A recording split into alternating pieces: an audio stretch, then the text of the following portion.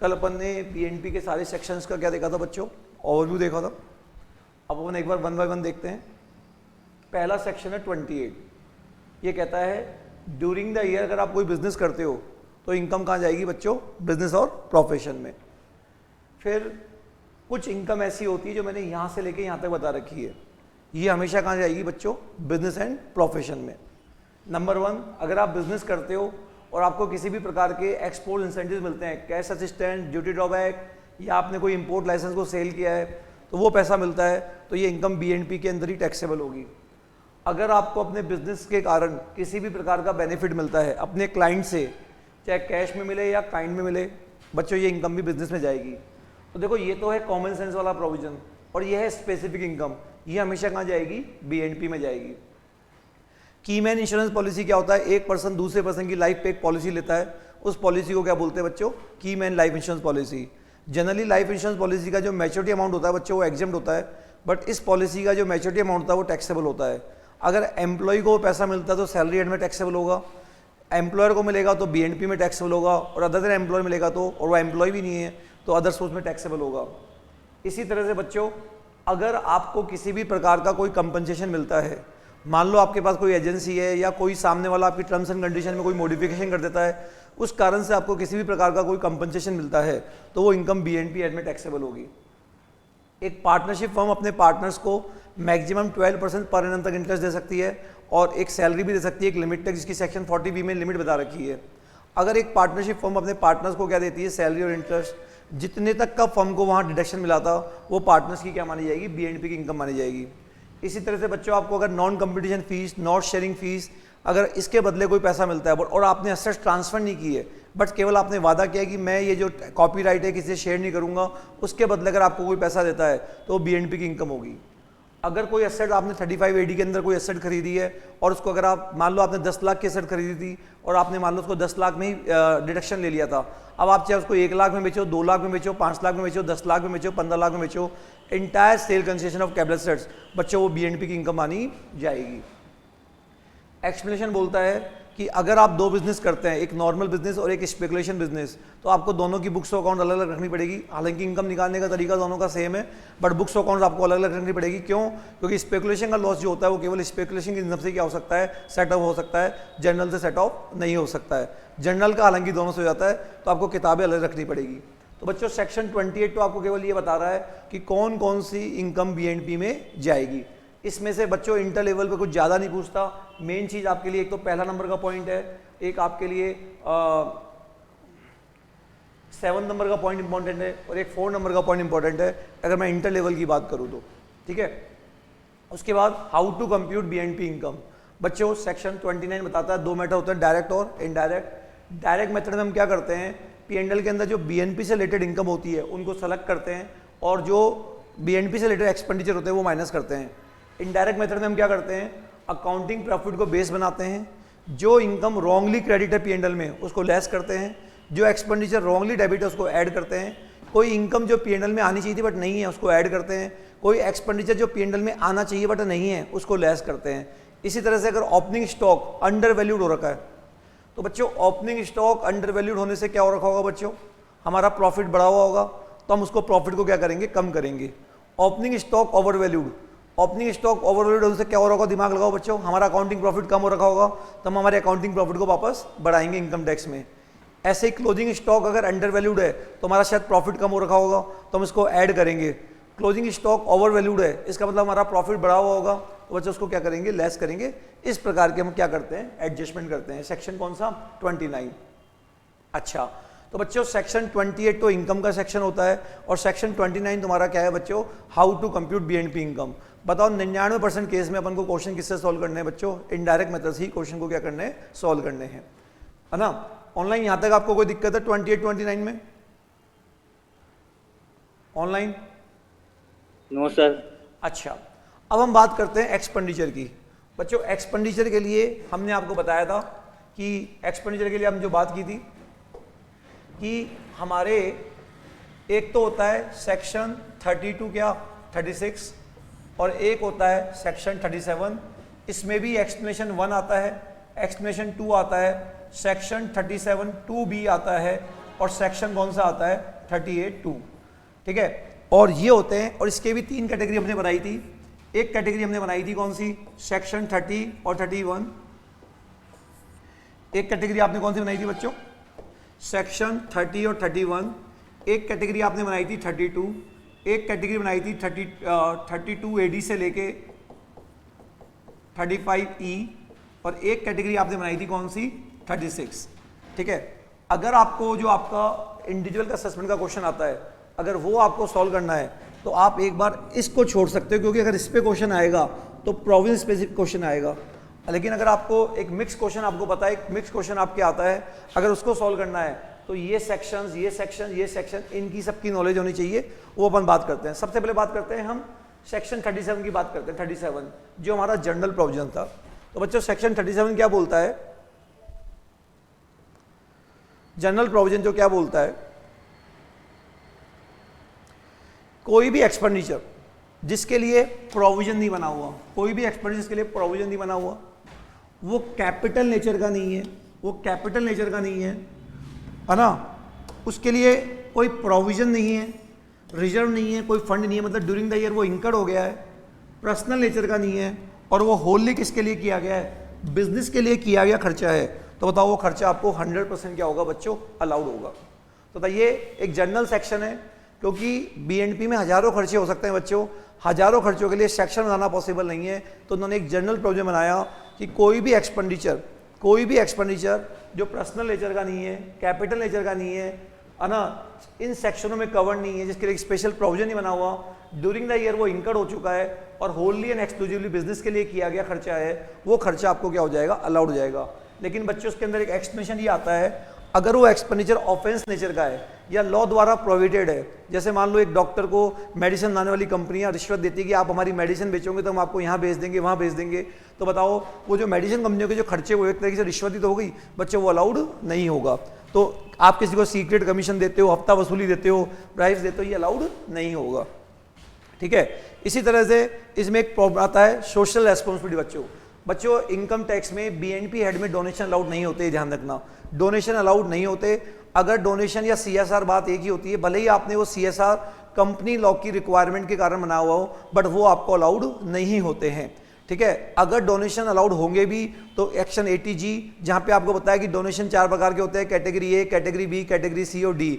80GGA जहां आपने पढ़ा था कि आप साइंटिफिक इंस्टीट्यूट या एलिजिबल प्रोजेक्ट को देते हो डोनेशन, या 80GGB और जेडीसी पॉलिटिकल पार्टी को देते हो तो वहां हो जाएंगे, बट बीएनपी में बच्चों डोनेशन अलाउड नहीं होते हैं, भले ही आपने कंपनी लॉ की रिक्वायरमेंट के कारण बनाया हो। हाउएवर कुछ 4 डोनेशन ऐसे होते हैं जिनका जिक्र इन सेक्शनों में किया गया है। 3 का तो यहाँ किया गया और 1 का यहाँ किया गया है। वो वाले डोनेशन आपको क्या हो जाते हैं, अलाउड हो जाते हैं। अगर आपको याद हो एलिजिबल प्रोजेक्ट को डोनेशन दिया हो, आरडीपी प्रोग्राम को डोनेशन दिया हो, या मेन था सबसे इंपॉर्टेंट साइंटिफिक इंस्टीट्यूट को डोनेशन दिया हो फॉर साइंटिफिक रिसर्च या सोशल या स्टैटिकल रिसर्च, या इंडियन कंपनी को डोनेशन दिया जो इंडिया में रजिस्टर्ड है फॉर सोशल साइंटिफिक रिसर्च, तब तो आपको बीएनपी में मिल जाता। लेकिन ऐसा डोनेशन जिसका नाम बीएनपी में नहीं है, ऐसा सीएसआर जिसका नाम बीएनपी में नहीं है, उसका आपको बच्चों डायरेक्शन नहीं मिलता, ठीक है। और एक आपने सेक्शन 36 में भी पढ़ा था family planning expenditure amongst the employee, but वो भी बच्चों केवल कंपनी को अलाउड होता था, अदर देन कंपनी अलाउड नहीं होता था, अगर आपको ध्यान हो, ठीक है। तो यहाँ तक की बात सबको क्लियर है कि सीएसआर के खर्चे भी अलाउड नहीं होते। उसके बाद बच्चों वैसे अगर हम कोई एडवर्टाइजमेंट करते हैं तो बच्चों एडवर्टाइजमेंट के खर्चे हमको अलाउड होते हैं, ऑफकोर्स बिजनेस से रिलेटेड खर्चा होता है। लेकिन अगर आपने पॉलिटिकल पार्टी की मैगजीन में ऐड दे दिया तो बताओ वो आपको अलाउड नहीं होगा, ठीक है, उसको डोनेशन की तरह मानेंगे। बट एक चीज ध्यान रखना, बीएनपी में तो डिसअलाउड कर देना, लेकिन जब आप जीटीआई निकालते हैं और वहां पे उसको जरूर 80GGB या जीडीसी में उसका क्या ले लेना, डायरेक्शन ले लेना, ठीक है बच्चों। यहां तक ये बात समझ में आ गई। कोई खर्चा जो पार्टली ऑफिशियल है और पार्टली पर्सनल है, कोई खर्चा जो पार्टली ऑफिशियल और पार्टली पर्सनल है, या कोई एसेट्स जो पार्टली बिजनेस के काम में आ रही है, पार्टली पर्सनल काम में आ रही है, तो उस पे जो एसेट्स पे जो डेप्रिसिएशन होगा या वो खर्चे होंगे बच्चे, वो प्रोपोर्शनेटली अलाउड होंगे। क्या होंगे बच्चों, प्रोपोर्शनेटली। तो बताओ क्या बच्चों यहाँ पे आपको सेक्शन 37 एक्सप्लेनेशन 1 एक्सप्लेनेशन 2 और 37 2 भी है ये, और सेक्शन 38 2 सबको क्लियर है बच्चों ऑनलाइन?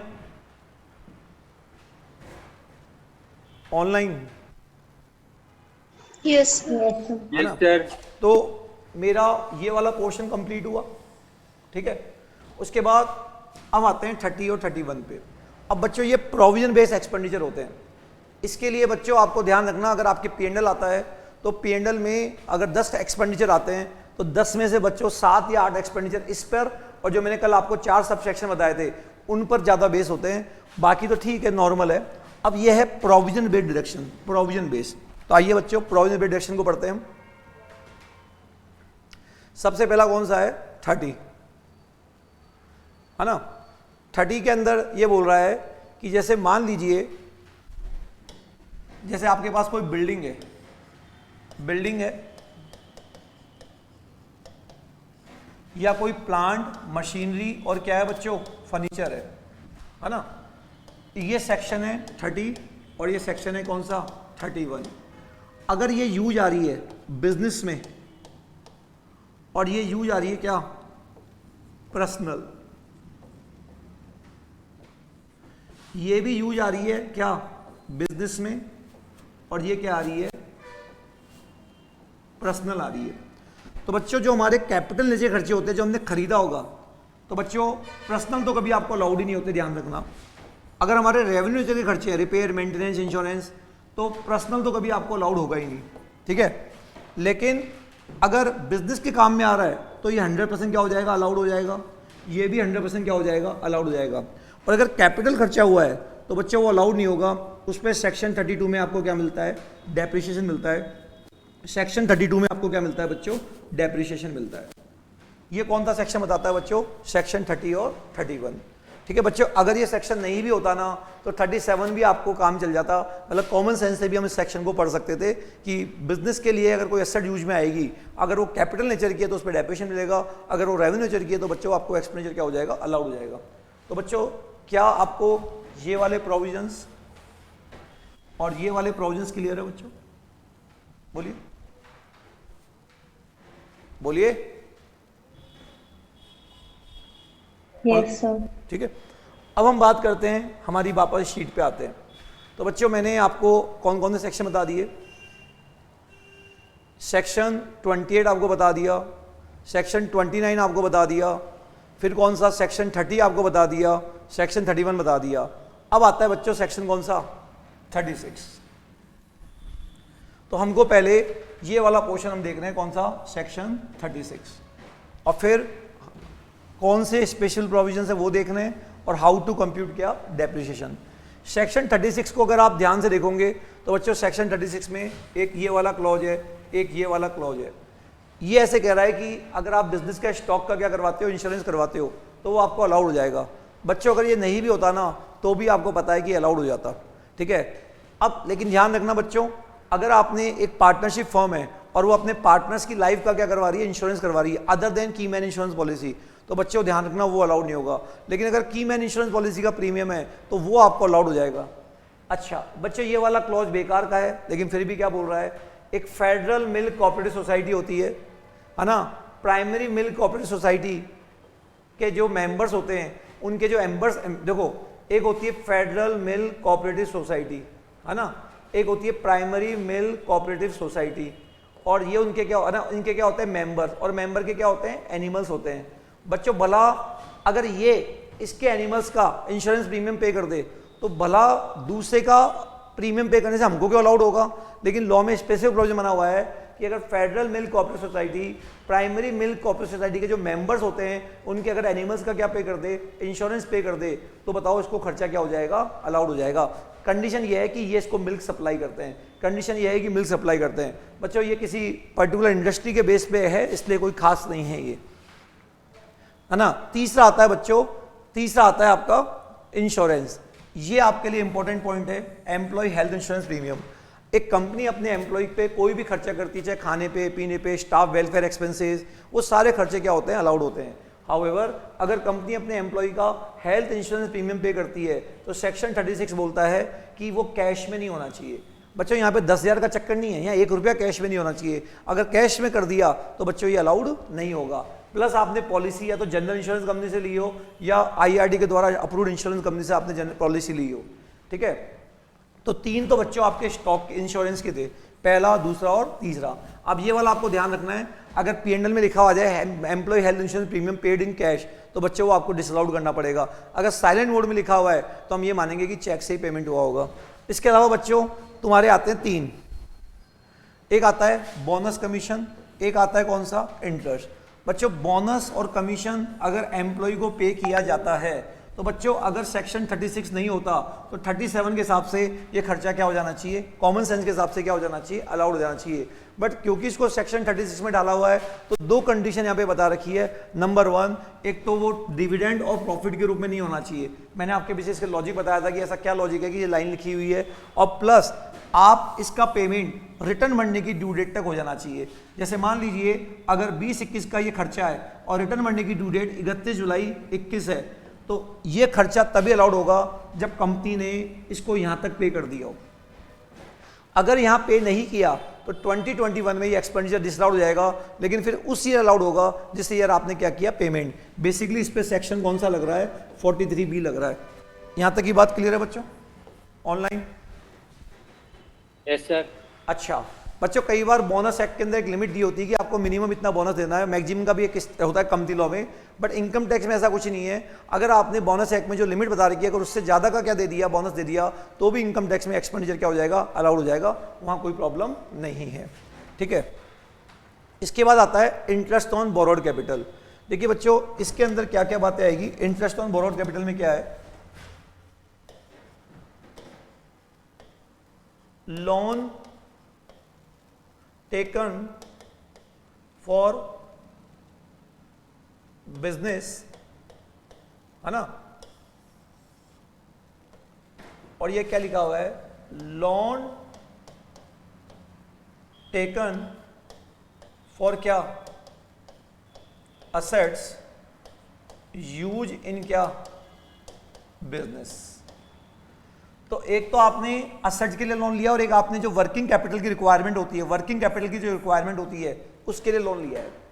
देखो बच्चों अगर आपने लोन लिया, मान लो सपोज करो एक साथ 19 को लोन लिया और आपने असेट को पुट टू यूज की एक साथ 20 को, और उसके बाद भी आपने लोन का रिपेमेंट नहीं किया, तो यहां से लेके जो यहां तक का इंटरेस्ट होगा ना पुट टू यूज से पहले तक का, वो तो आपको अलाउड नहीं होगा, वो एक्चुअल कॉस्ट में जाके जुड़ेगा, उस पर डेप्रिसिएशन मिलेगा। और जो बाद वाला होता है ना बच्चों, वो आपको क्या हो जाएगा, क्या हो जाएगा, अलाउड हो जाएगा। अगर हमने वर्किंग कैपिटल के लिए लोन लिया, बस कंडीशन ये है कि लोन आपने बिजनेस पर्पज के लिए लिया है, बिजनेस पर्पज के लिए लिया है, ठीक है। और है ना, कुछ संस्थाओं पे 43 भी लगता है। अगर आपने नोटिफाइड इंस्टीट्यूट को पेमेंट किया तो पेमेंट बेसिस पर अलाउड होगा, मतलब रिटर्न भरने की डेट से पे कर देना। अगर आप बैंक या कोऑपरेटिव बैंक को इंटरेस्ट दे रहे हो तो 43 भी लगेगा। अगर आप किसी और को इंटरेस्ट दे रहे हो और बिजनेस के लिए लोन लिया है तो इंटरेस्ट अलाउड हो जाएगा, वहां 43 भी नहीं लगेगा। ये आपको ध्यान रखने वाली बात है यहाँ पे, ठीक है। फर्दर कई बार क्या होता है बच्चों कि जैसे मान लो एक है ना कंपनी है, ठीक है, एक कंपनी है, उसने क्या लिया, बैंक से लोन लिया। बैंक से लोन लिया कितने का, 10 लाख रुपए का, और बैंक को क्या दे रही है, इंटरेस्ट दे रही है एट द रेट क्या, 10%, ठीक है। कंपनी इस पैसे को क्या यूज करती है, यूज इन कहां, बिजनेस, ठीक है। गिवन टू क्या, सप्लायर, अपने सप्लायर को दे दिया free of cost, free of cost, ठीक है। या अपनी सब्सिडरी कंपनी को दे दिया, या मान लो अपने डायरेक्टर्स को दे दिया उस पर्सनल पर्पज के लिए।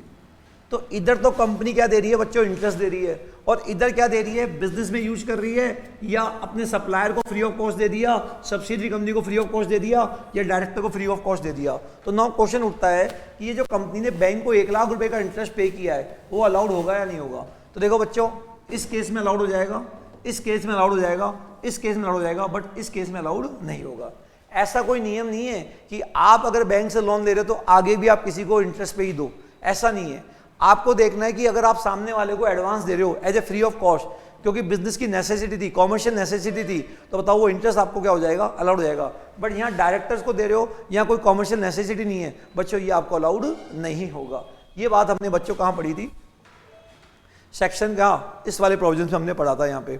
इसके बाद बच्चों आपको आता है discount on zero coupon bond. बच्चों ये नॉर्मल खर्चा नहीं है, ये एबनॉर्मल खर्चा है।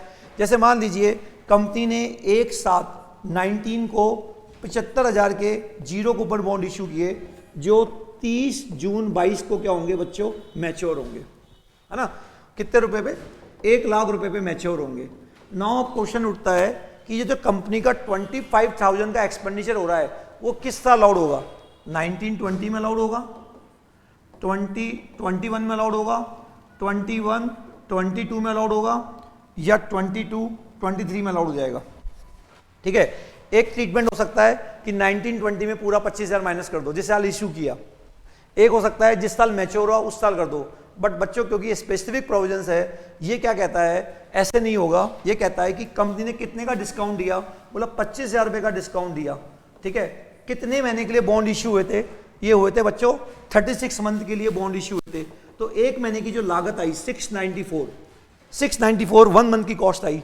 बताओ 1920 में फंड कितने दिन यूज आया बच्चों? सर 1920 में फंड यूज आया 9 महीने, तो 694 इंटू 9, इतना तो 1920 में एक्सपेंडिचर अलाउड होगा। ठीक है, इतना तो 1920 में होगा। 694 इंटू क्या 12, इतना 2021 में अलाउड होगा। 694 इंटू 12, इतना 21 22 में अलाउड होगा। और 694 इंटू क्या 3, ये आपको 22 23 में अलाउड होगा जीरो कूपन बॉन्ड। बोलो बच्चों, बात समझ में आ गई यहाँ तक? कोई क्वेश्चन ऑनलाइन? कोई क्वेश्चन करना है आपको? No sir. ठीक है, अच्छा। इसके बाद अगर मैं आगे बढ़ता हूं तो अब क्या आता है बच्चों? फिर आते हैं 4 रिटायरमेंट बेनिफिट्स आते हैं। कौन को? 4 कॉन्ट्रीब्यूशन आते हैं। एक आता है एम्प्लॉयर कॉन्ट्रीब्यूशन इन आरपीएफ, एक आता है कौन सा, एम्प्लॉयर कॉन्ट्रीब्यूशन इन एनपीएस, एक आता है employer contribution in approved gratuity fund, और एक आता है एम्प्लॉय कॉन्ट्रीब्यूशन। तो देखो बच्चों, इस केस में क्या होता है कि जैसे मान लीजिए ये आपका पीएनएल है और ये 20-21 का पीएनएल है, 2021 का क्या है पीएनएल है। रिटर्न भरने की डेट मान लो क्या है 31 अक्टूबर 21 रिटर्न भरने की ड्यू डेट है। कंपनी एम्प्लॉय को क्या देती है? सैलरी देती है। और एक है employer contribution, employer contribution in क्या आरपीएफ। बच्चों जैसे सैलरी हर महीने मिलती होगी तो बच्चों ये भी हर महीने जाता होगा। तो मान लो कंपनी हर महीने 10,000 रुपये देती है, तो साल का कितना हो गया बच्चों? 1,20,000। एज पर पीएफ लॉ अगर अप्रैल का एम्प्लॉय कंट्रीब्यूशन है तो वो 15 मई 20 को जमा हो जाना चाहिए। अगर वो मई का है तो वो 15 जून 20 को जमा हो जाना चाहिए। अगर वो मार्च का है तो 15 अप्रैल 21 को जमा हो जाना चाहिए एज पर पीएफ लॉ। अगर आपने इन डेट्स का वॉयलेशन किया तो बच्चों आपको एक्सपेंडिचर अलाउड नहीं होगा, अगर आपने इन डेट्स का क्या किया बच्चों? वॉयलेशन किया। ठीक है, अब लॉ क्या बोलता है? इनकम टैक्स लॉ क्या बोलता है? तो उस केस में अगर आपने इन डेट का वॉयलेशन किया तो पीएफ एक्ट में आपको सजा मिलेगी, वहां इंटरेस्ट लगेगा। ठीक है, वो इंटरेस्ट बीएनपी में अलाउड हो जाएगा। लेकिन इनकम टैक्स में क्या लिखा हुआ है? अगर आपने किसी भी महीने का कंट्रीब्यूशन, से एग्जांपल अप्रैल का कंट्रीब्यूशन 10,000 रुपये था, वो आपने रिटर्न भरने की डेट के बाद जमा कराया, तो रिटर्न भरने की डेट के बाद जमा कराया ना, तो बच्चों फिर ये आपको उस पर 43 भी लग गया और वो आपको अलाउड नहीं होगा। फिर किस साल होगा? जिस साल आपने उसको क्या किया? जमा कराया। राइट बच्चों, इसी तरह से ग्रेच्युटी फंड में जो एम्प्लॉय का कंट्रीब्यूशन होता है वो भी आपको रिटर्न भरने की ड्यू डेट तक जमा कराना होता है। अगर आपने जमा नहीं कराया तो बच्चों इस साल अलाउड नहीं होगा, फिर उस साल होगा जिस साल आपने क्या किया? जमा कराया। अब एक खास बात देखना, जो एम्प्लॉयर कंट्रीब्यूशन होता है ना, वो आपको वैसे तो 15 मई को जमा कराना है, लेकिन अगर आपने रिटर्न भरने की डेट तक भी जमा करा दिया तो भी आपको सेम ईयर में खर्चा एक्सपेंडिचर अलाउड हो रहा है। ठीक है, लेकिन जो एम्प्लॉय कंट्रीब्यूशन होता है, एम्प्लॉय कंट्रीब्यूशन जो होता है बच्चों, अगर वो आपने इस तारीख तक जमा नहीं कराया ना तो फिर वो आपकी इनकम बन जाती है, वो आपको कभी भी अलाउड नहीं होने वाला। यहां तक की बात रखना। तो एम्प्लॉयर कंट्रीब्यूशन के लिए तो क्या बोला गया है? आपको किसी भी हालत में रिटर्न भरने की ड्यू डेट तक जमा कराना ही पड़ेगा। लेकिन जो एम्प्लॉय कंट्रीब्यूशन है वो पीएफ एक्ट की जो ड्यू डेट होती है ना, वहां तक जमा कराना है, नहीं तो फिर आपको कभी भी वो अलाउड नहीं होगा। ठीक है बच्चों, यहां तक की बात। और एक होता था बच्चों तो एम्प्लॉयर कंट्रीब्यूशन, ठीक है, आरपीएफ वाला, ग्रेच्युटी वाला, ये तो ऑलमोस्ट सेम है। और एक मैंने आपको बता दिया एम्प्लॉय कंट्रीब्यूशन। ठीक है बच्चों, और ये जो एमिल लिमिटेड का केस था ये एम्प्लॉय कंट्रीब्यूशन में ये हट चुका है, अब ये कुछ भी केस लो नहीं है। एक होता है बच्चों एनपीएस। जो एनपीएस में वो आपने पढ़ा था 80CCD में एम्प्लॉय के हाथ में क्या ट्रीटमेंट होगा। यहां पे हम क्या पढ़ रहे हैं कि अगर कंपनी एनपीएस में पैसा जमा कराती है तो इन दोनों में से जो लोअर होगा ना वही कंपनी को क्या होगा बच्चों अलाउड होगा। एम्प्लॉय कंट्रीब्यूशन और 10% सैलरी, सैलरी में वो आएगा जो अपन एचआरए वाला लेता है, दोनों में से जो लोअर होगा ना उतना ही आपको क्या होगा अलाउड होगा। ठीक है, यहां तक की बात समझ में आ गई बच्चों आप लोगों को ऑनलाइन? सर ठीक है, उसके बाद हम आते हैं, तो बताओ हमने अब तक कौन कौन से देख लिए 36 में? 3 तो देख लिए इंश्योरेंस के, bonus commission, interest, zero coupon bond, employee contribution RPF, employee contribution NPS, employee contribution gratuity fund, और एक आता है बच्चों एम्प्लॉय कंट्रीब्यूशन। उसके बाद आता है बच्चों कौन सा? एनिमल्स। अगर आप बिजनेस में एनिमल्स को यूज कर रहे हो जो as a stock in trade नहीं है, अगर स्टॉक इन ट्रेड होगा तो सेम ईयर में अलाउड हो जाएगा, लेकिन अगर वो स्टॉक इन ट्रेड नहीं है तो बच्चों जिस साल आपने एनिमल खरीदा उस साल अलाउड नहीं होगा। जैसे मान लो आपने 1 लाख रुपए का एनिमल खरीदा कब? 1920 में, तो 1920 में आपको अलाउड नहीं होगा ये। मान लो एनिमल की डेथ हो गई 22-23 में, 22-23 में, तो इस साल वो अलाउड होगा। उस साल मान लो एनिमल की डेड बॉडी को बेचने से 10,000 रुपए मिला, तो 1 लाख में से 10,000 माइनस कर देना, आपको 90,000 ही क्या होगा बच्चों अलाउड होगा। ठीक है, उसके बाद आता है बच्चों एक कौन सा? Bad debts. जो बैड डेब्ट्स होता है ये 3 बातें पूरी होगी तब जाके आपको अलाउड होगा। नंबर 1 कि आपने पहले उसकी इनकम दिखाई हो, इनकम दिखाई हो, वो बिजनेस से रिलेटेड होना चाहिए। ठीक है, और आपने डेटर्स को क्या कर दिया, किताबों में क्या कर दिया है, राइट ऑफ। अगर आपने डेटर्स को राइट ऑफ नहीं किया, केवल प्रोविजन बना के छोड़ दिया तो अलाउड नहीं होगा। मान लो मेरे पास 100 बच्चों से फीस आनी थी, मान लो 5,000 रुपए पर स्टूडेंट फीस आनी थी, तो पहले मैंने क्या किया, यहाँ पे 495 इनकम दिखाई, एक बच्चे की फीस डूब गई, और 5,000 रुपए यहाँ पे क्या दिखा रहा हूँ, बैड डेब्ट्स, और अपनी इनकम 490 दिखा रहा हूँ। बच्चों गलत हो जाएगा ये, क्योंकि आपने इनकम तो दिखाई नहीं। तो सही तरीका क्या है, पहले पूरे 100 बच्चों की इनकम दिखाओ और फिर आप बैड डेब्ट्स क्लेम करो, तब जाके आपको बैड डेब्ट्स क्या होगा, अलाउड होगा, ये बोल रहा है। अब सपोज करो आपको लॉ में बैड डेब्ट्स अलाउड हो गया और फ्यूचर में उसकी क्या हो जाए, रिकवरी हो जाए, तो रिकवरी वाले ईयर की वो बिजनेस की इनकम मानी जाएगी। और मान लो अगर आपने बैड डेब्ट्स क्लेम किया पर डिपार्टमेंट ने, इनकम टैक्स डिपार्टमेंट ने अलाउड नहीं किया, तो फिर फ्यूचर में वो रिकवरी हो जाती है, तो बच्चे वो आपकी इनकम भी नहीं मानी जाएगी। क्लियर बच्चों यहां तक की बात आपको? तो बच्चों ये जो आप पढ़ रहे हो ना, यहां पे एक चीज ध्यान रखना कि मैं जो आपको कहना चाह रहा हूं कि section 28 charging section, section 29 how to compute BNP income, जितने भी एक्सपेंडिचर होते हैं इनको छोड़ दो, जिनका नाम मैं आपको बता रहा हूं, जिनका नाम मैं आपको बता रहा हूं उन पे तो प्रोविजन बेस हो रहे हैं। बाकी सारे खर्चों की जिम्मेदारी एक ही सेक्शन ने ले रखी, कौन सी? 37, जो कॉमन सेंस के ऊपर बेस है। पर्सनल नहीं होना चाहिए, कैपिटल नहीं होना चाहिए, बिजनेस के लिए किया गया हो और उसके लिए स्पेसिफिक प्रोविजन नहीं बने हो। अगर ये सारी बातें पूरी हो जाएगी ना बच्चों, तो वो एक्सपेंडिचर आपको बिजनेस में क्या हो जाएगा, अलाउड हो जाएगा। राइट, अब एक लास्ट इसके अंदर आता है एनिमल्स का, सॉरी फैमिली प्लानिंग का। बच्चों अगर फैमिली प्लानिंग प्रमोशन पे कोई खर्चे किए एमंग्स द एम्प्लॉय, तो बच्चों ये वैसे सीएसआर का खर्चा होता है और आपको पता है सीएसआर अलाउड नहीं होता, लेकिन क्यों हो रहा है, क्योंकि इसके लिए प्रोविजन बना हुआ है। अगर ये खर्चा कंपनी ने किया है तो ये खर्चा अदर देन कंपनी ने किया है और कंपनी एसएससी ने किया है। अगर अदर देन कंपनी ने किया है तो बच्चों चाहे वो रेवेन्यू है, कैपिटल, अलाउड ही नहीं होने वाला, अलाउड ही नहीं होने वाला। तो बच्चों आपके इंटर लेवल पे इंडिविजुअल के पेंडल आते हैं, वहां पे ये वाला दिया होता है, हमेशा डिसअलाउड होगा, ध्यान रखना। लेकिन अगर ये कंपनी ने किया है, अगर रेवेन्यू खर्चा है तो एक बार में अलाउड होगा, और अगर कैपिटल खर्चा है तो बच्चों आपको इंस्टॉलमेंट में क्या होगा, अलाउड होगा, इक्वल 5 बार में। कितनी बार में? इक्वल 5 बार में। यहां सबसे बड़ी गलती क्या करते हो आप, एक आपका अकाउंटिंग पेंडल आता है और वहां पे आप रेवेन्यू खर्चे दिखा देते हो, तो आप क्या करते हो, उसको अलाउड कर देते हो, ये भूल जाते हो कि इंडिविजुअल का पेंडल था, इंडिविजुअल को तो होते ही नहीं अलाउड। अच्छा, अगर आप शेयर्स को खरीदने बेचने का काम करते हो या कमोडिटी को खरीदने बेचने का काम करते हो तो एक टैक्स लगता है शेयर मार्केट में, तो ये बच्चों अलाउड हो जाएगा अगर आप इनकम को कहाँ दिखा रहे हो, बिजनेस में दिखा रहे हो।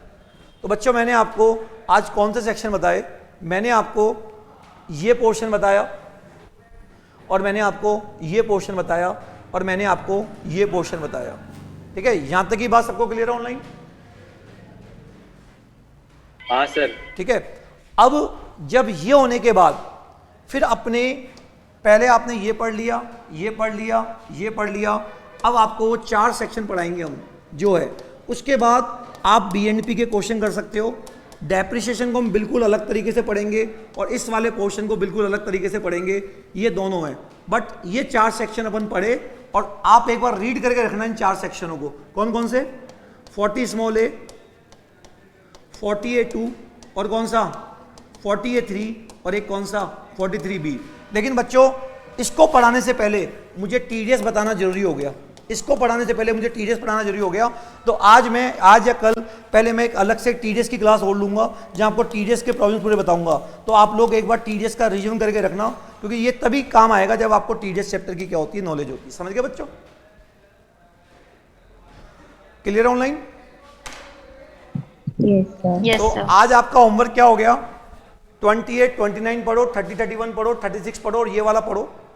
तो ये तो मैंने पढ़ाई दिया, इनको आप एक बार रिवाइज करना। मैं एक बार टीडीएस की क्लास लूंगा, फिर ये सेक्शन पढ़ के फिर अपन क्वेश्चन स्टार्ट करने की पोजीशन में आएंगे। समझ गए बच्चों? Okay, thank you very much बच्चों। Thank you.